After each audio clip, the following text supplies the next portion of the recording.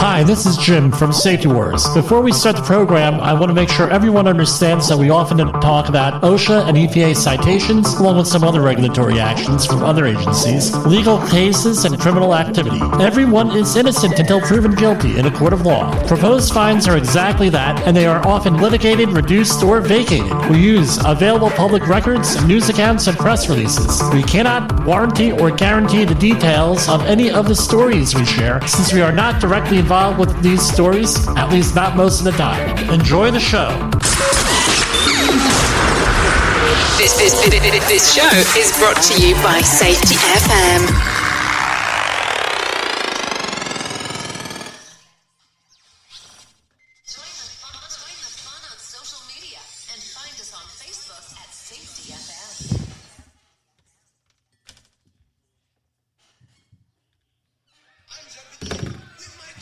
Okay, why is this not on?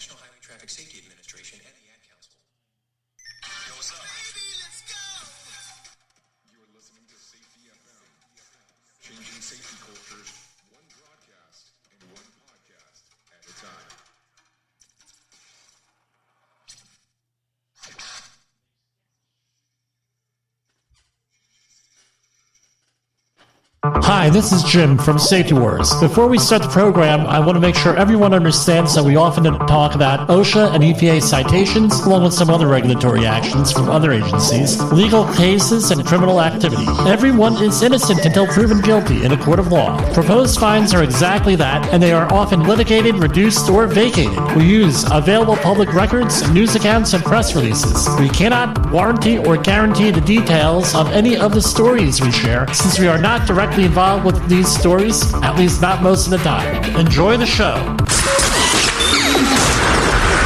This show is brought to you by Safety FM.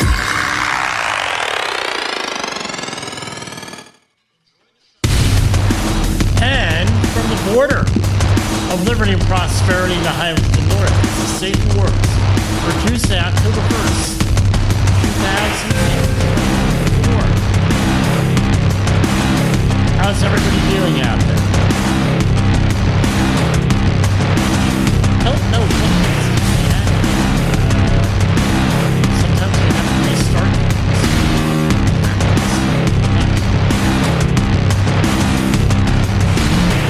Let's start this again. The streamers are kicking in right about now. So, a little bit late on those suits.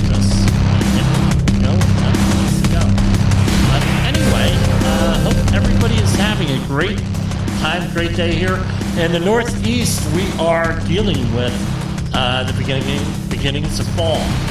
So that means that we have a lot of holidays here, especially if you are of the Jewish faith.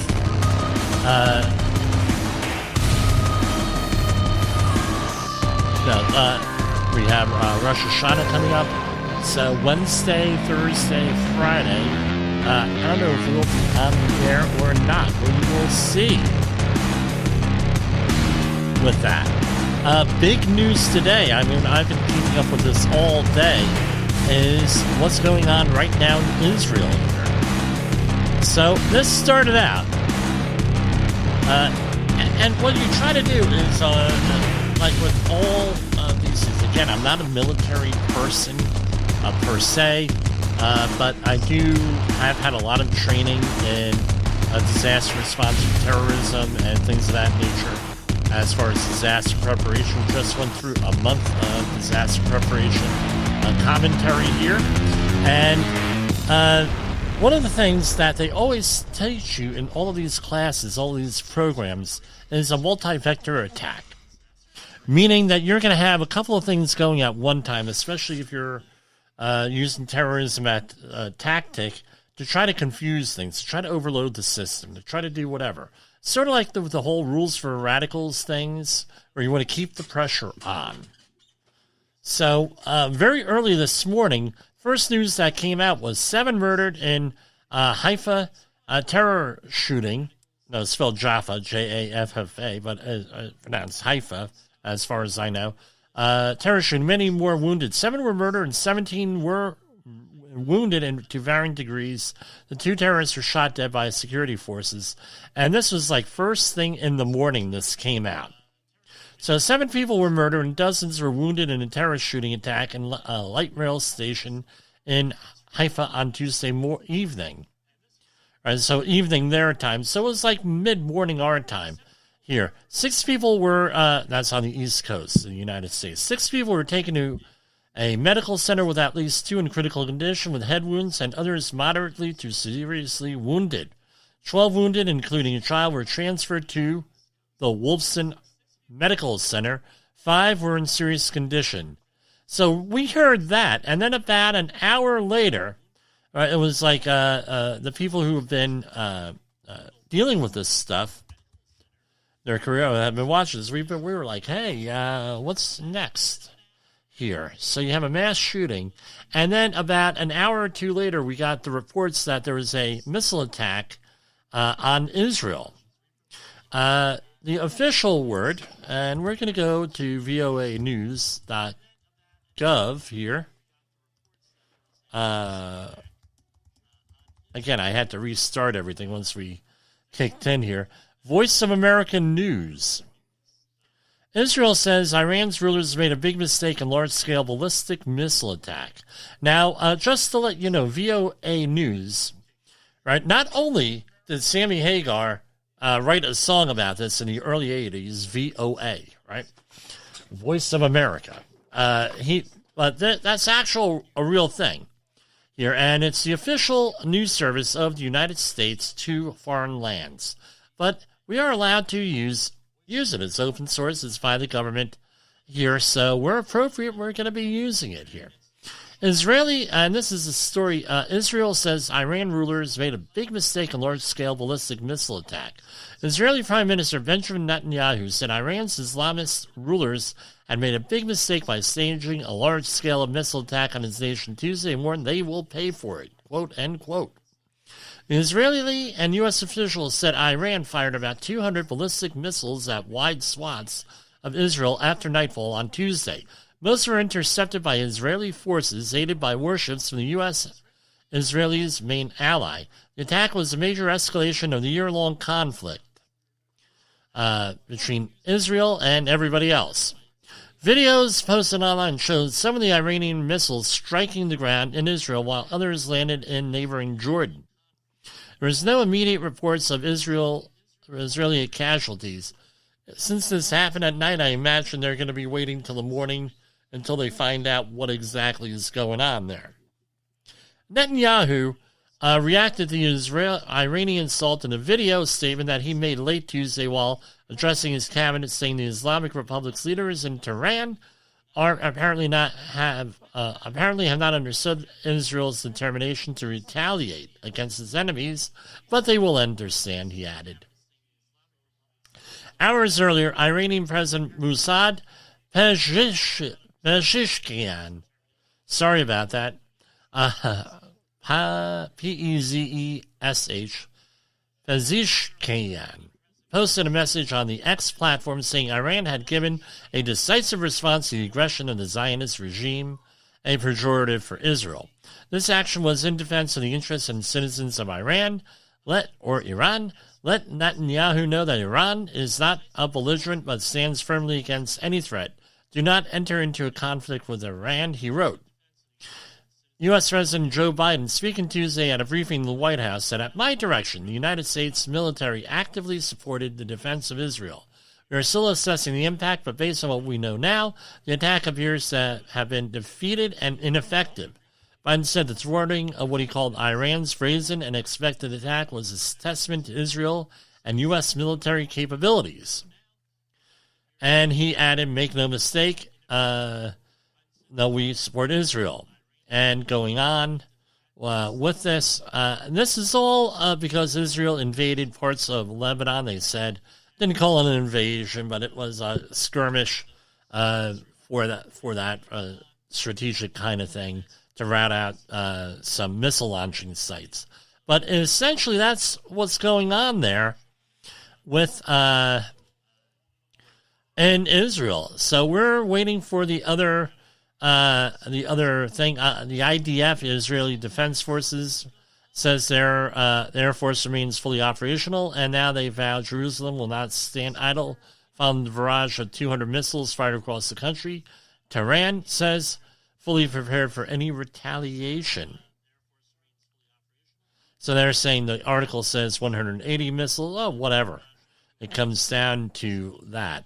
One of the commentators had said today, and I think this is could be pretty accurate. After what happened to the Hezbollah leader in Lebanon earlier this week, it stands to reason that Iran had to do something because, remember, even though they are an Islamic republic, they do answer to somebody, to the supporter leaders who answer to somebody. Usually they're, the population there. And essentially what they're, essentially they had to show some response. So did they launch these missiles in the hopes that they were going to be shot down? Because now they can say they did something. I don't know. We'll figure that out in the days to come. But basically the world is on edge here with this. Now, with bated breath, I don't know how this is going to turn out, but no, this is one of those things that, in my opinion, Jimmy Polz's opinion, this is like World War I, like I was discussing with my wife. This could have easily been prevented. And this is stupid that we're doing this. Same thing with Ukraine. It's like, what the hell? Now we have a long drawn-out war there. I don't know if that's in our strategic, meaning the United States or the West's best interest to be involved in. I don't know. And I'm okay with saying I don't know, because you have these talking heads saying, well, yeah, we got to do that, blah, blah, blah, blah, blah. We got to protect Ukraine. And you got the others saying we can't have anything to do with Ukraine. And I don't think we've gotten an adequate response from the powers that be as to what's going on there with that. And now and I feel bad for the Ukrainian people. Remember, we covered on February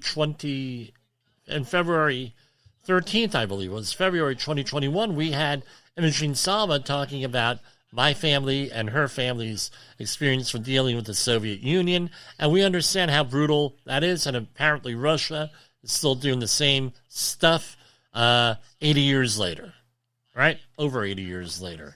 So I get it, but I don't think we're on a very good pathway here. That's my opinion here. Now, what can we do about this? Preparation, and we're going to talk about that, even though it's October 1st. We're still going to talk about disaster preparation, because I have a feeling we're all going to need to get our stuff together here the next few years. Game on, right? And go out there and be prepared with all different types of stuff. Now, going onward with Hurricane Helena, right? Going through there. Now people are getting, are starting to get to the point of what is going on there. So we have some cell phone shot video here, smartphone videos that are coming out from these rescues and everything else. But it's pretty, a lot of really messed up things going on over here, to say the least. The rescues, and now coupled with the Eastern Seaboard and Gulf of Mexico port strike, again, the perfect storm here with this.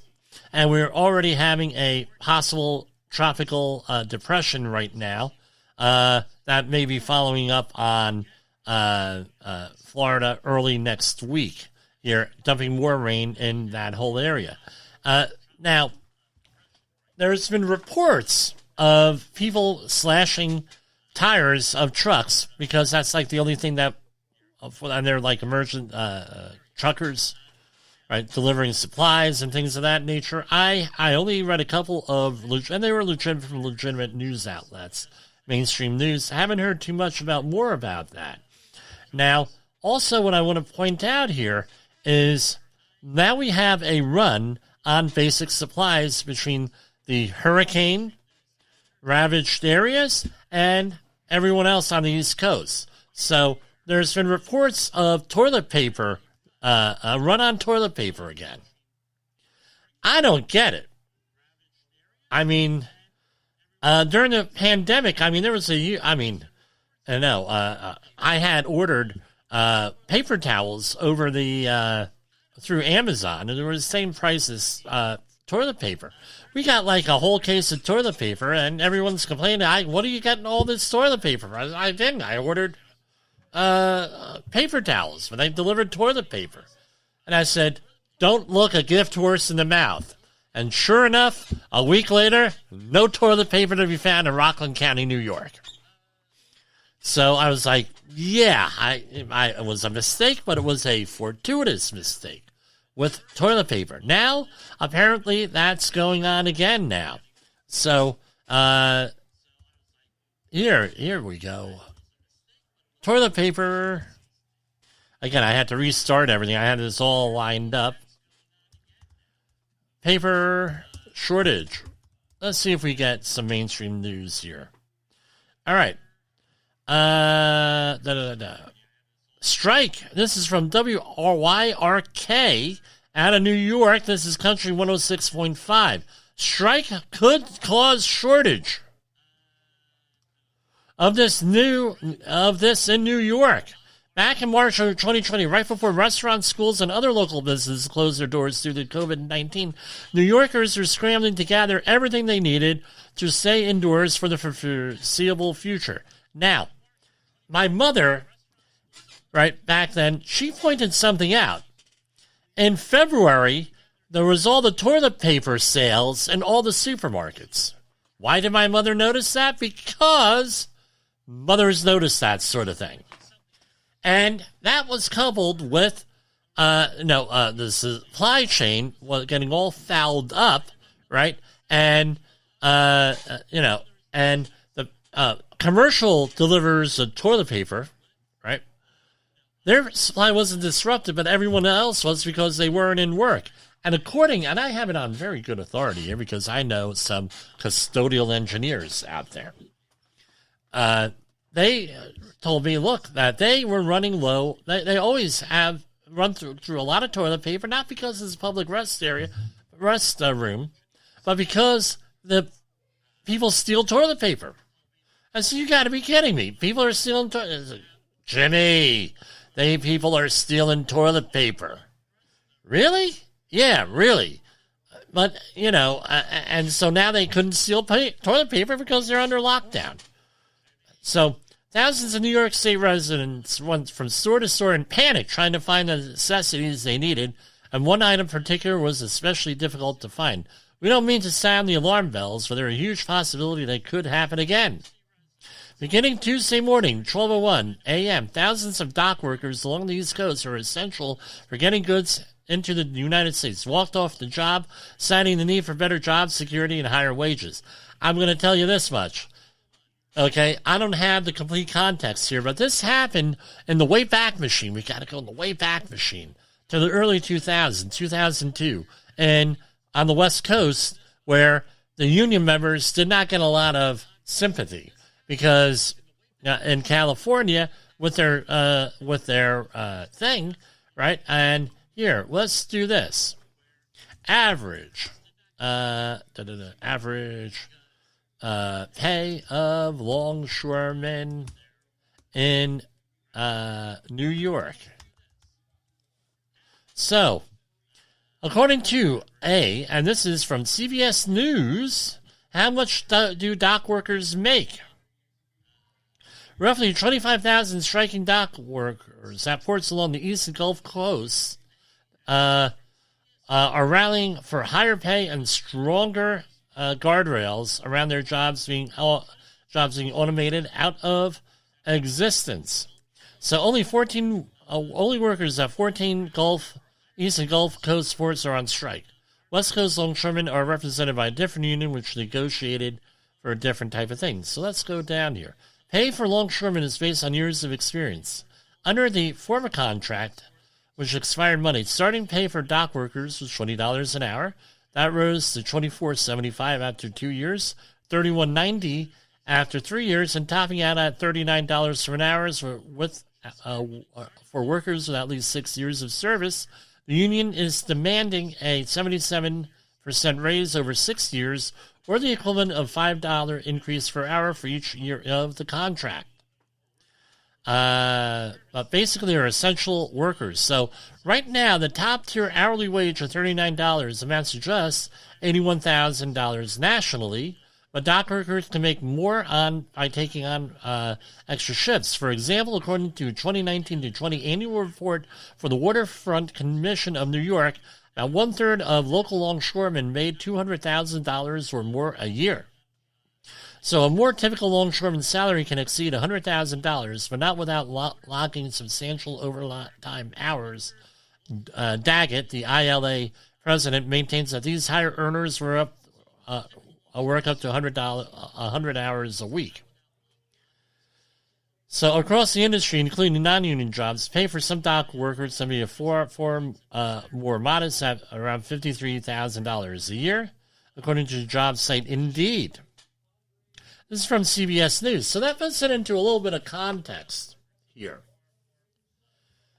Now, I think this article from CBS News Money Watch by Megan Cirillo and edited by Elaine Schurter, dated today at about 5:30, puts this into a little bit more context here.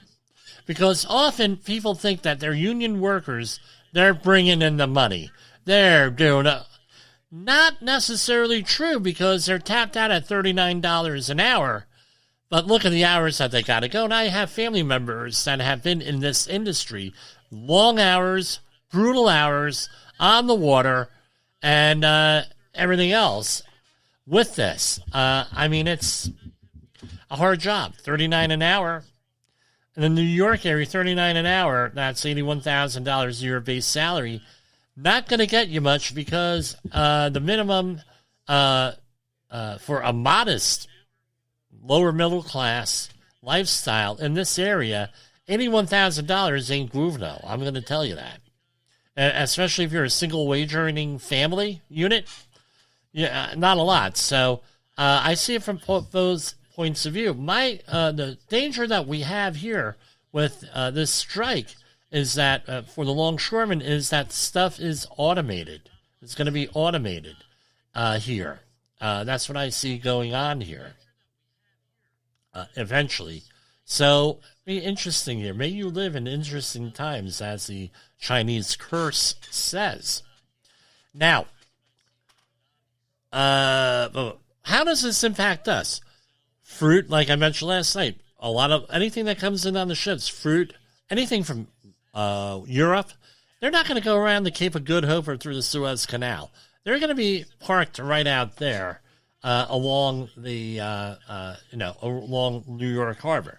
Come to think of it here, let me go to commercial break, and there's one thing I want to show you folks that we'll see if we can get it on here. I have the app for it. I don't know if they have an actual real website, so we're going to go in here, and here you go. You are listening to Safety Wars. Tomorrow's Safety Today.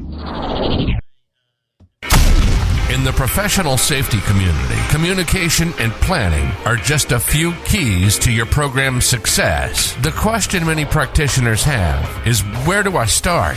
Dr. Jay Allen, the creator of the Safety FM platform and host of the Rated R Safety Show, has built a global foundation to help you along the way. Go to safetyfm.com and listen to some of the industry's best and most involved professionals, including Blaine Hoffman with the Safety Pro, Sam Goodman with the Hop Nerd, Sheldon Primus with the Safety Consultant, Jim Pozell with Safety Wars, Emily Elrod with Unapologetically Bold, and many others. As individuals, we can do great things, but as a team, we become amazing. Dial into safetyfm.com today and surround yourself with a powerful force of knowledge and support.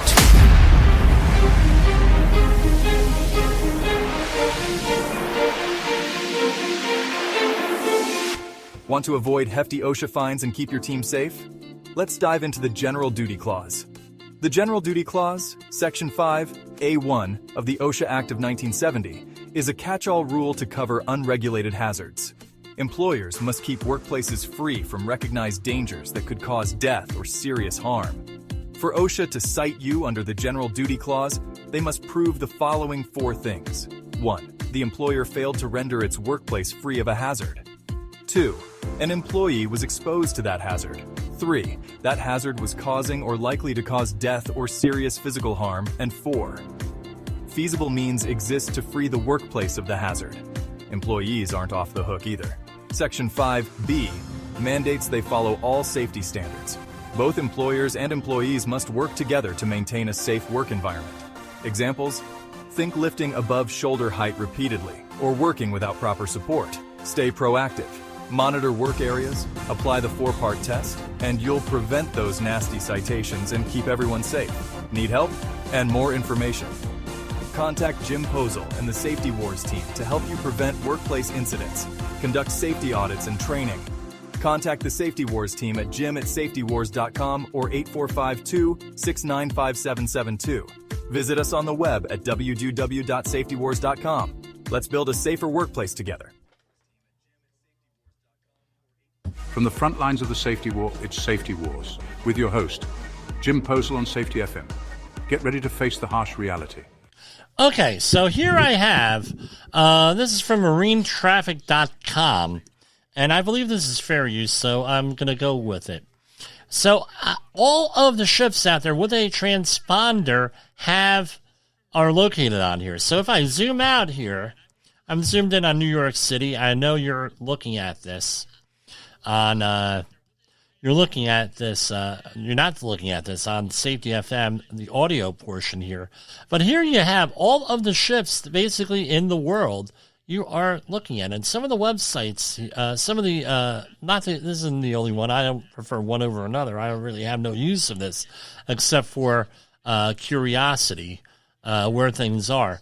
So we have all different types of traffic here. So here I'm centered in on the lower New York Bay here, and we have ships all over here.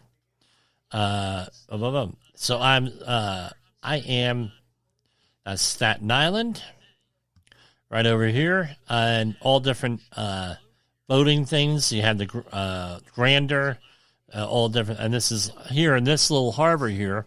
I have centered. That is basically a marina, the Great Kills Park. There, I'm familiar. I'm somewhat familiar with this because I grew up boating this area as a kid. And then we have Fort Wadsworth, and we have pilot ships here over here.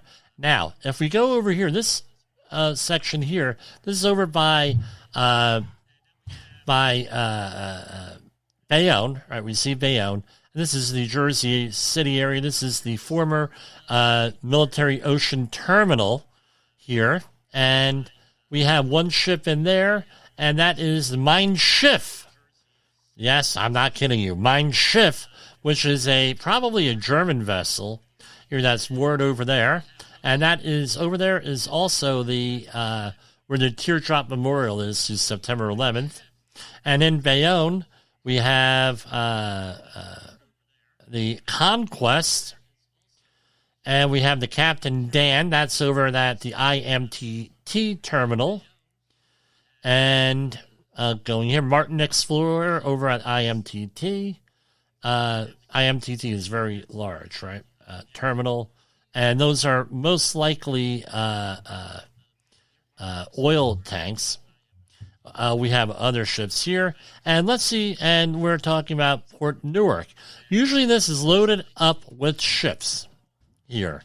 And right now, where I'm highlighting way in on the inlet, that normally is the smaller ship area, with the tugboats, things of that nature, support vessels. You have some of the other ones. Here's a dredger, J.P. Bousseau. I have a picture of it here. I'm familiar with that boat. There. And here we have the Chesapeake, which is another dredge here. And we have the Kirby Moran. Those are all tugboats here with that. Probably the moving around stuff. And those are the Moran tugs. And this is all pretty interesting here. And you're not seeing any major ships here in Port Newark. They sent them all out. And here we have Port Elizabeth. Now, in this area, Port Ivory over here in this area, I was on a project to remove 21 pipelines in that area in the mid-2000s there. Here we have David Winslow. That is a tugboat. William Brewster, right? But if you look here, this is usually all loaded up with ships here, right? They're not there now. They moved them out last night.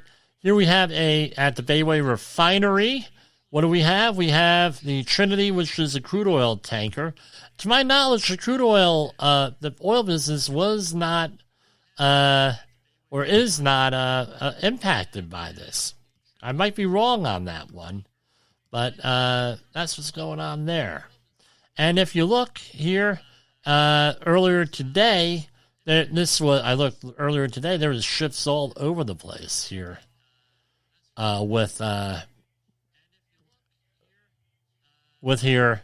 There you have the Grimaldi lines. Shout out to my friend John Grimaldi. Euro cargo barge. That was, I don't know whether inbound or outbound. Looks outbound according to the map. So what's my point in going through this? You could track a lot of different things here with marine traffic. It's all publicly available. Here we have several cargo ships off the coast of Long Beach, over in off the coast of Long Island here.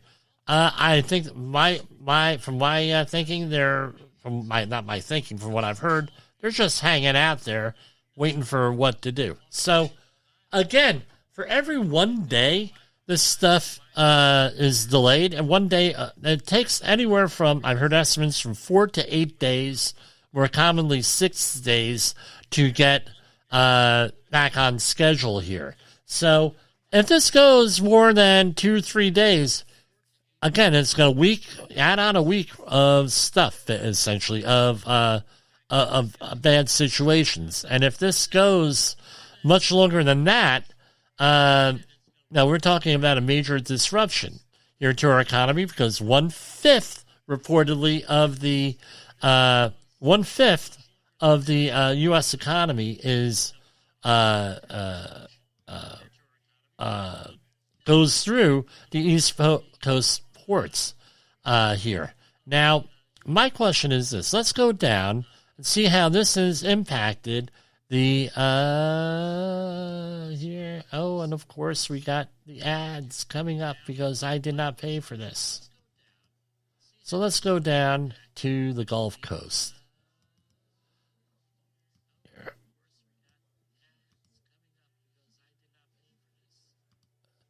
Okay. Wow.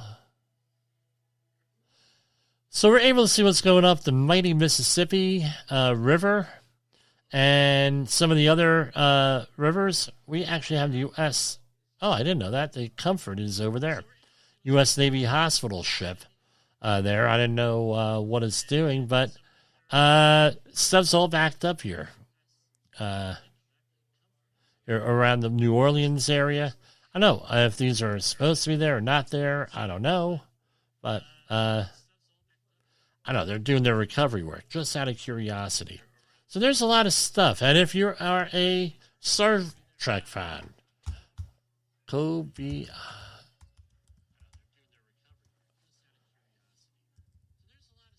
Here, let's see. Hold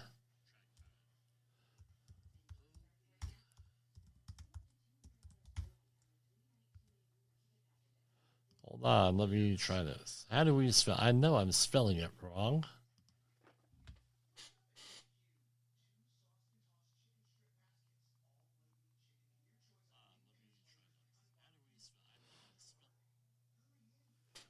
So, here, I'll go.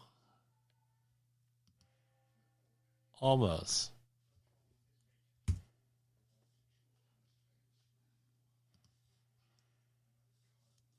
the Kobayashi Maru is currently over in Uruguay. So, Argentina. So, yes, the Kobayashi Maru. If you're a Star Trek fan, you know what I'm referring to. So that's what I got on that. So what do we do? As always, there's going to be supply disruptions. Anything coming on, be prepared for that. So your staple items I would go into, because I think people because I think, but don't go nuts. Because, we don't want to cause a shortage or panic. But if you have a couple extra bucks to go out there, I would go out there and get it and prepare a little bit on this. So we're going to continue with some OSHA News and Views, and we're going to get back to you. Let's go to our next commercial break. In an unpredictable world, one voice rises above the chaos. Meet Jim Polzel, a seasoned safety expert who's navigated through some of the most dangerous scenarios, from anthrax, explosive cleanups, disasters, and numerous environmental cleanups, and lived to tell the tale. Now he's bringing his wealth of knowledge, insights, and experiences to you through Safety Wars. From workplace hazards to the hidden dangers in your own home, Jim covers it all with his engaging storytelling. Safety Wars isn't just a podcast. It's your guide to a safer world. Join Jim Polzel and become part of the Safety Wars revolution. Available on Spotify, Apple Podcasts, YouTube, and wherever you get your podcasts and videos. Safety Wars. Your safety is our mission. I'm sure you've heard the news. Safety training is evolving, and you should be too. Outdated safety training isn't just boring, it's dangerous. If your safety trainer is still preaching a warped version of behavior-based safety from 25 years ago, it's time for a change. Imagine safety training that actually addresses the hazards unique to your workplace. No more generic, one-size-fits-all solutions. The Safety Wars team at safetywars.com is here to revolutionize how you approach safety, with customized training that's relevant, engaging, and effective. Contact Jim Polzel at 845-269-5772. Remember, if you're receiving this message, you are the solution to unsafe workplaces. Say goodbye to outdated safety training and hello to a safer, more productive environment. Visit safetywars.com now.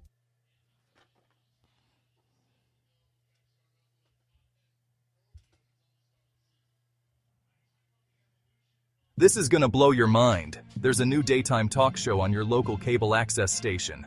What happens when safety, scandal, and heartbreak collide? Welcome to Safety Wars, the talk show. Today's episode is a doozy. Imagine confronting your unsafe supervisor who just happens to be your ex-wife's new hubby. Talk about a powder keg. But wait, there's more. We've got an exclusive interview with a corporate exec who's taken out life insurance policies on his riskiest workers, hoping to cash in on a deadly mishap. Yup, you heard that right. It's a real-life plot twist you can't make up. Tune in as Jim Polzel, CSP, our very own Jerry Springer of safety, dives deep into this explosive confrontation. Sparks will fly and secrets will be exposed. Catch the full episode on Safety Wars on YouTube and your favorite podcast platform. Don't miss out on the drama that could save your life. Like and share now, and stay safe, folks. Okay, we are back. From the front lines of the safety war, it's Safety Wars, with your host, Jim Polzel on Safety FM. Get ready to face the harsh reality. All right, so here we go. We talked a little bit about preparedness here. So OSHA issued an alert today on specifically the preventing carbon monoxide poisoning while working with portable generators. Working with portable generators can expose workers to carbon monoxide, CO, a colorless, odorless, and toxic gas. Follow these work practices.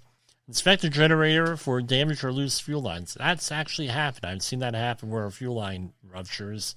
You get oil and gasoline all over the place, and, gasoline, and it lights up.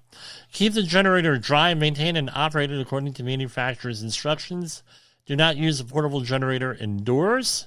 Generators should be used outdoors and never place a generator near doors, windows, or ventilation shafts where CO can enter and build up. And make sure the generator has 3 to 4 feet of clear space on all sides. And if you or others show symptoms of CO poisoning, dizziness or headaches, nausea, vomiting, tiredness, confusion, and unconsciousness, get to fresh air immediately and seek medical attention. Do not re-enter the area until it's determined to be safe by properly trained people. So that's what they have to say with that. Okay. Department of Labor restructures OSHA regional offices and creates a Birmingham region to improve operations in Arkansas and Louisiana. U.S. Department of Labor's OSHA has completed changes to restructure its regional operations and created a new region to better protect workers and educate employers. So these are the list of the new regions and the previous regions and where their headquarters are. Newly created Birmingham regions will be overseen by experienced social leaders. What their rationale is in restructuring this is a lot of states out west have their own OSHA, namely California and Washington with that. And what they're saying is, well, maybe we need to restructure, and since they have state programs, we have to oversee them, but we need to concentrate our resources otherwise. I don't know if it's a good or bad thing on there, but we'll see on this here. And this is the same thing, OSHA regional offices here, and merging San Francisco, Seattle regions to improve operations. That's what OSHA is doing also. And here we have U.S. Department of Labor and New Jersey Department of Labor Strategic Enforcement Initiative combats illegal child labor. The U.S. Department of Labor's Wage and Hour Division and the New Jersey State Department of Labor and Workforce Development have launched a joint strategic enforcement initiative to combat violations of federal and state child labor laws. Preventing violations involving children working in dangerous jobs is an urgent priority for both agencies. Officials in Washington, D.C. and Trenton are focused on industries with a history of noncompliance with existing laws, where vulnerable workers are less likely to file complaints with federal or state agencies. This approach augments each department's existing compliance-driven enforcement actions. At the Wage and Hour Division, our priority is protecting the most vulnerable workers in our country, our children, said Wage and Hour Administrator Jessica Lumen.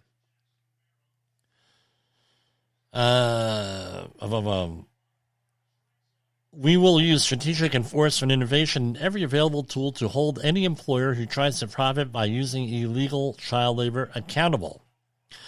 Since 2019, the U.S. Department of Labor has seen an 88% increase nationwide in children employed illegally. In fiscal year 2023, federal investigators identified 955 child labor violations with 5,792 children at risk, including 502 working in hazardous occupations illegally. And going on. Now, let's see. Here are my here's my comment on here. What's happened since 2020 here? What have we had going on here? Economic upheaval.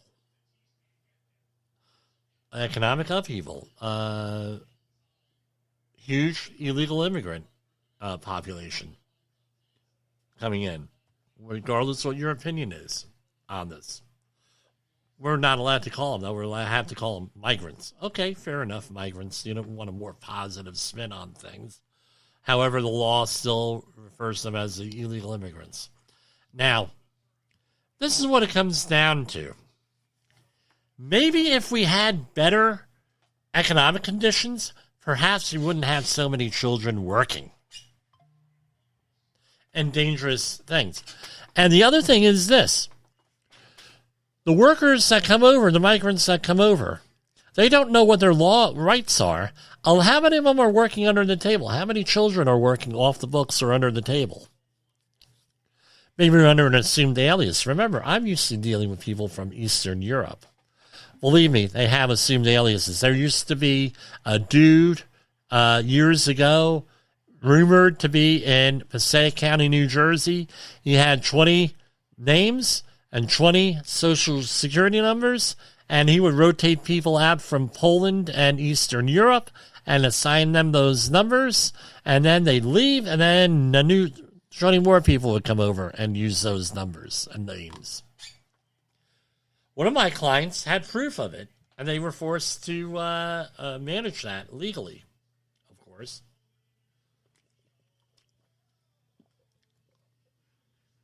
But anyway, I'm getting a drink of water here. So I'm clicking on here. People, right, they said the departments, and this is from 2022, they're talking about reducing labor costs. The department, and this is Department of Labor, New Jersey, first strategic enforcement initiatives focus on two industries: commercial laundromats and multi-unit residential construction. Commercial laundromats predominantly employ women immigrants who are often fearful of reporting wage theft and other workplace violations. In residential construction, worker misclassification has become embedded in many business models. Yeah, no guvno there. These targets follow months of research and were selected to make lasting industry-wide employment. So, construction and laundry. How about fast food? Because we're seeing in a lot of this stuff, when I read these news releases, fast food places with that. What are the dangerous jobs that children go into? Dangerous jobs that are off limits, and this is from the Department of Labor, DOL.gov. And we always hear meat processing and slicing. But here we go. Federal law. Not allowed to do meat processing or slicing, power-driven woodworking machinery, compactors or balers, forklifts and skid steers, logging, forestry, and sawmilling. Now, you may say, well, every test that I take related to forklifts and skid steers say that under 18, no, you have to be over 18. And this is where it comes from, is from this law here. Power-driven bakery machineries, working with metal. So I guess that has to do all those 18-year-olds and younger than 18 that used to be working machine shops. Can't do that. Power-driven saws, that eliminates carpentry. Roofing, mostly because that's working at height here. Brick and tile, radioactive material, mining, demolition, and trenching and excavation. Not allowed to do it by federal law, and states often have other restrictions on those. So, yeah, we're doing this. We're doing everything here. Okay, the next stories, we have to go back to my camera, and you get to see me again. Hello. All right. Rise, and this is from the U.S. Sun. New HIV diagnoses on heterosexual men and women in England have surged by over 30% in the last 2 years. Probably because everybody's having a great time that they're now out of pandemic lockdowns. And I noticed this was, in my sphere of people, I ask, are you really, what you're doing here, or think about it, right? Because I know some people who've gone nuts. They're out of the pandemic lockdowns. They're like, no, hey, let's have a great time. I had pointed out back in 2010 as my departing message from the people I worked with politically that once people have time to think and once people have time to contemplate and to reflect and everything else, they're going to realize that they're screwed, that they've been screwed, and there's going to be hell to pay.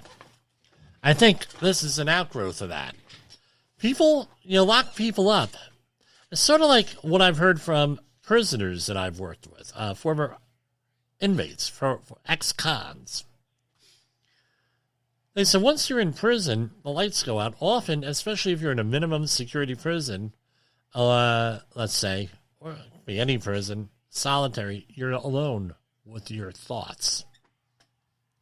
This is what happened here with this. People are alone with their thoughts. They said, what the hell am I doing? I'm working in the service industry, busting my rear end. I have no capacity. They didn't use that word, but that's what it was. No capacity, no resilience to change my life. I'm stuck. That's where you had people starting to take online courses more often, from what I've seen. That's when you've had people say, you know what? I'm not going to be in the service industry. I'm not going to be doing this. I'm not going to be doing that. I'm only going to do what I want, and I'm going to work towards that. In part, that's why Safety Wars is here. Always wanted to do broadcasting.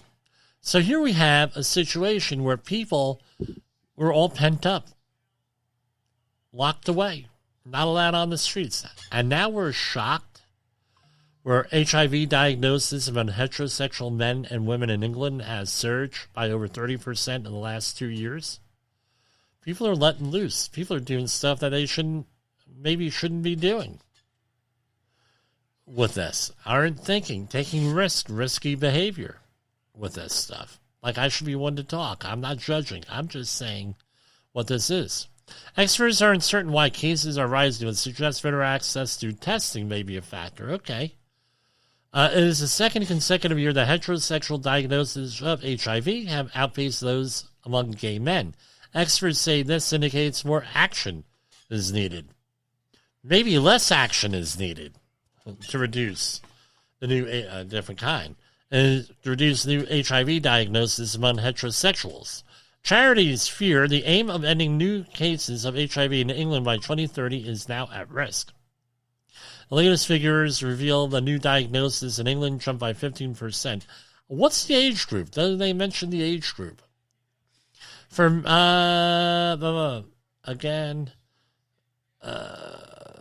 they're looking for men exposed to HIV through sex with women. The number of new diagnoses first made in England rose by 36% from 445 in 2022 to 605 in 2023, and rose by 30% from 602 to 780 among women exposed to the virus through sex with men. Rise in cases was steepest in ethnic minority heterosexuals, with a 45% rise seen in this group compared to the previous year. In 2022, heterosexual diagnosis of HIV surpassed those among gay men for the first time. HIV diagnoses in England among men exposed to sex with other men rose by 7% in 2022, and in 2023, ethnic minority men experienced a 7% increase, while white men saw a 3% rise. Although there is much to celebrate with treatment and prevention and everything else, it's all, I don't know. Just the way it is, what's going on here? California passes a law protecting your brain data. So, California has amended its Consumer Privacy Act to include protection for brain data. Users will get opt-out of neurotechnology companies selling or sharing their data and can request to see what data a firm holds, limit the data, or demand correction or deletion. It's an important first step, but federal and global legislation is needed to ensure neural data is protected worldwide. Amendments to California's Consumer Privacy Act now include neural data. Again, Colorado, not the first state in doing this. I mean, your medical data is your own. This is very controversial here with this. James Bond, eat your heart out. An incredible 454-foot mega yacht has an underwater dining room, a 32-foot blue hole pool, and a 40-seat theater, but it comes with an eye-watering price tag. The idea of underwater dining room may sound like a concept from the latest James Bond blockbuster, but it could soon become a reality thanks to Dutch designers. Now, imagine going, off the coast of Coney Island with this thing. You'd have, amazing views of nothing but Coney Island whitefish. There. Yeah, and you can look that up, what that is. And other garbage and everything else. I don't think that that's where this would likely be, but it would be pretty cool, for about 5 minutes. The concept, dubbed Inspire, features an underwater room that offers a panoramic view of the oceans. And what's more, the lucky people on board will be able to enjoy a sauna, a 32-foot blue hole, and a 40-seater theater. While the exact cost is yet to be confirmed, a similarly sized A+ yacht belonged to Manchester City owner Sheikh Mansour bin Zayed Al Nahyan reportedly costs about £333 million to build. I don't think they had their thumb on the scale on that one. But anyway, pretty cool idea. I don't think I'll ever own one. Maybe nice to visit. No, if they want a safety audit on that, I could do safety audits there. And we would have to get the full experience of it. Sort of like when I did that at Universal Studios in L.A., I was tasked to do lockout, tagout, compliance, and all the rides. Me and Greg Ertl from BBL, and they gave us free passes in the park. And after work every day, we went rides because we had to do research. How do they work? What are we doing work on? That's all I got for tonight. Quick night. We're going to do the outro, and then we're going to do our regular patriotic songs here, and we'll go from there. So for Safety Wars, this is Jim Posel.